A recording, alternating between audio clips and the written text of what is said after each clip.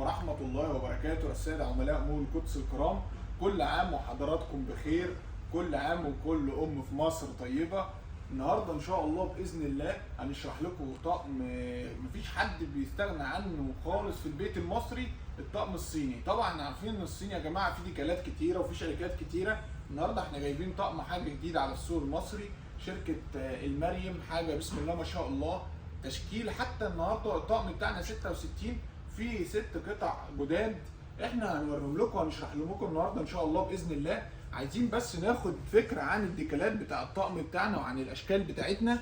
زي ما حضراتكم شايفين عندنا الطقم الساده الابيض، الساده المذهب ده يا جماعه. طبعا عارفين ان الموضه دي بسم الله ما شاء الله معانا على طول ما بتقدمش، زي ما حضراتكم عارفين. التشكيل بتاع الطقم بتاعنا بسم الله ما شاء الله عندنا منه 14 ديكاله، يعني بفضل الله كل اللي هتحتاجيه من طقم الصيني بتاعك هتلاقيه ان شاء الله باذن الله. طيب احنا بنقول الطقم بتاعنا يا جماعه 66، وليكن نبدا نفسر 66 قطعه كده بتوع الطقم بتوعنا. النهارده بنقول لك احنا معانا 6 اطباق من الطبق الغويق الكبير دوت، تمام.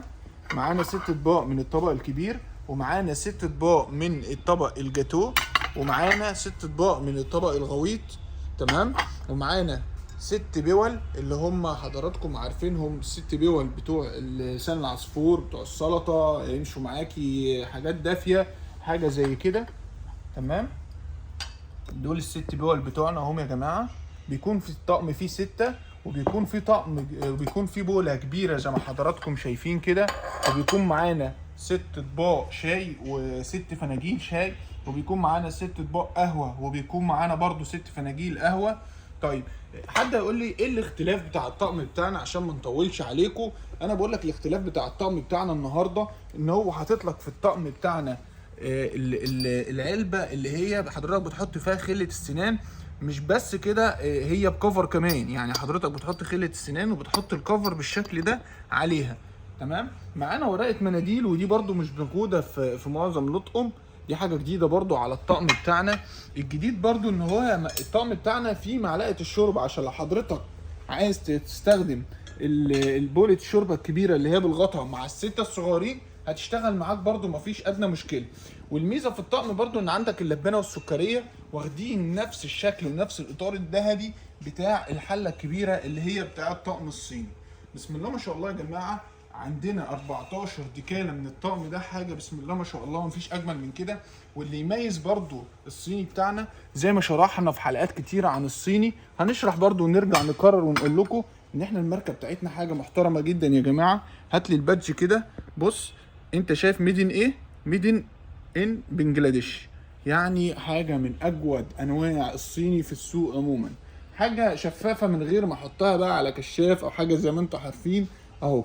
احنا قلنا دايما وبنكرر المعلومات دي كتير ان لازم يكون الطقم بتاعك شفاف والبورسلين خفيف، والشغل بتاعه او التشطيب بتاعه مفيهوش اي مشاكل، تمام. كده حضرتك تقدري تختاري طقم الصيني بتاعك بكل ارتياحيه بدون اي مشاكل. طيب من الحاجات الجديده في الطقم بتاعنا برضو دي، بعض الناس اتلخبطت في استخدامها او ما عرفتش هي ايه.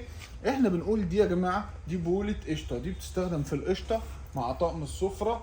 حضرتك بتبقى موجوده على الترابيزه بتاع السفره بتاعتك، ودي بولة قشطه بتستخدميها.